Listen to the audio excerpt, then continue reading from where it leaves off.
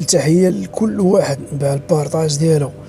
من بعد ما كنا غادي نصيفو بكري فاصدقنا امام نهائي وامام حلم كل رجاوي، لكن اللي مريح اكثر اننا غادي نواجهو البراكنه اللي عندنا معاهم ماضي زوين وبزاف.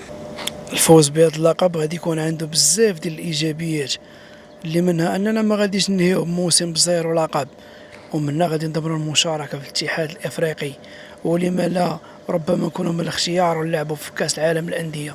للوصول لهاد الاهداف ولا هاد المبتغى خاص يكون بزاف ديال التركيز، لان الماتش غيتلعب على جزئيات بسيطه بزاف. الشيء المريح اكثر في هذا الماتش هو التكتيك والنهج ديال المدرب اللي عطى المفعول ديالو في الماتش ديال الغريم. وشنا الراجا كيفاش سيطرات على الماتش، النهج ديالو غادي يفكرني بزاف في الماتش اللي لعبناه ميكال ضد روما، والطريقه اللي لعب بها مورينيو نفس الطريقه. الشي غيلعب بها ضد البراكنه، الدفاع الثقيل عندهم ربما غادي نستغلوه، وغتكون هي نقطه القوه ديال الرجاء.